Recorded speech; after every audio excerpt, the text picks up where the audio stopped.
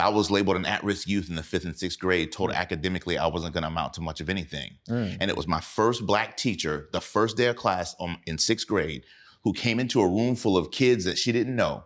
And she looked at me for some reason, and she had the blessed code in her heart and her spirit. And she said to Dr. Delatorro, as a kid, you're not a youth at risk, you're a youth at promise. And this year, I'm not just gonna teach you, I'm gonna mentor you. And what she did was she relabeled my life. I was in a classroom full of all at-risk kids. So I had an at-risk mindset. She said, you're not a youth at risk, you're a youth at promise. And she shifted my mindset and how I saw myself.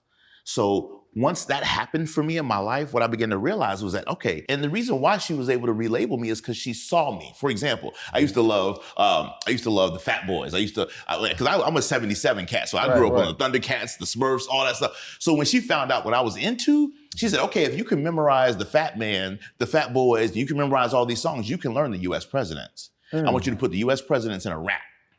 And she began to start to identify my weaknesses and redirect them as strengths. And I think the more we can learn as men that our weaknesses are not the end of the story, but our weakness is something that can be shifted into a strength. Come on, somebody. Let the weak say I'm strong. Let the poor say I'm rich. You better say it now. You see what I'm saying? We got to be willing to make that pivot and that shift. And the more we can do that, we can operate in our blessed code. But we can't do that if we're embracing labels and we're not allowing people to see into us. My 6th grade teacher saw something in me. I'm sure every one of us have a story of a teacher that saw into us. That's what into me see is. That's what vulnerability says, hey, look, let me open up my jacket. You see what I'm saying? Vulnerability and trust are two different things. And truth are two different things. I can say I have a shirt on. Underneath this, I'm telling you the truth.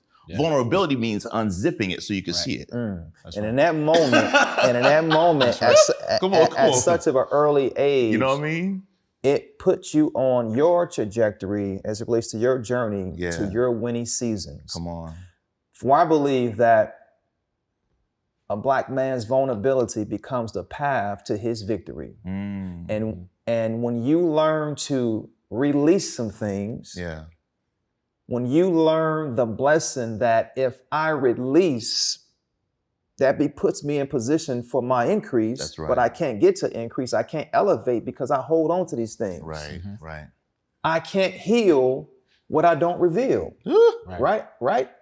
So that's fascinating, and for her to sow that into you at such of a young age is phenomenal, and that's what we need, and that's what our communities need to this day. Now, fellas, what we just heard from Dr. Delatorro was you being pulled away from your environment. That's right.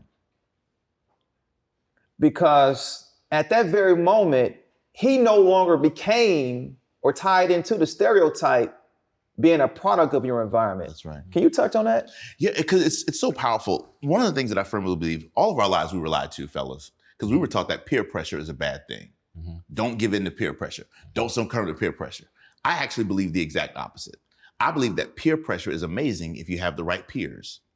100%. You come on, I'm gonna say that again. If you have the right peers, peer pressure is amazing. For example, if I'm connected to you, Melvin, right?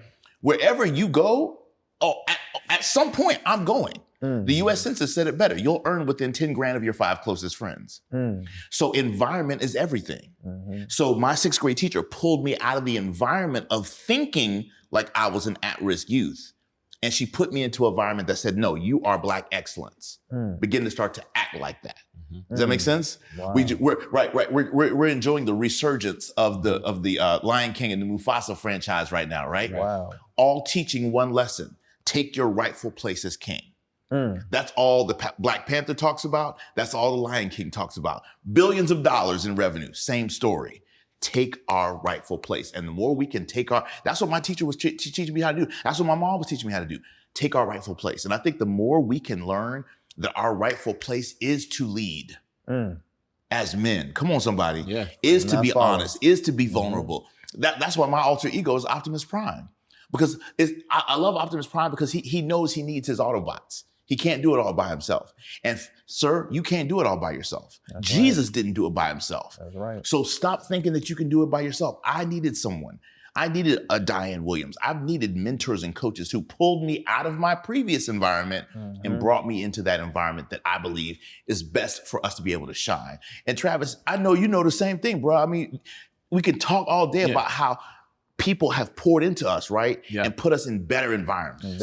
Yeah, exactly. I mean, and you think about the fact that labels kill confidence, right? When you were labeled an at Now, risk. wait. Now, that's a. You can't just say that. Listen, man, hold on. We gotta expand upon what he just said. And Brother Travis just said, say that again. Labels kill confidence. Labels kill confidence. Come on, brother. Come on, man. Talk. Touch on that. 100%. I mean, being labeled something, you tend to embrace that label. Yes, sir. You tend to become what that label is because that's who they say you are. Come on. Right? But the moment that someone relabels you and you start to have a confidence that I actually can be this. Yeah. And if people pour into you and say, I want to help you become this, that changes the whole trajectory of your life. Yeah. Right? And I think, for me, it was really important that, at a very young age, actually not even that young, right? In high school, junior high going into high school, someone put me in math classes because they said I wasn't going to be good in math. And it wasn't until I had a teacher in high school who said, no, you actually can do this. You actually are good at this. And then to go on and become a financial advisor and then go on to become, the CEO of a financial technology company, was that person who relabeled me and said that you have the ability to actually do this. Like that was the defining moment in my life. Wow. That is powerful because we are truly more than what they say we are. Come on. There is a gift, there is a talent, there is something within you that you haven't even tapped into because you continue to confine to the labels that they put on you. My brother, you are more than that. You were created to be extraordinary. You were created to be great. You were created to lead and not follow. That's extraordinary.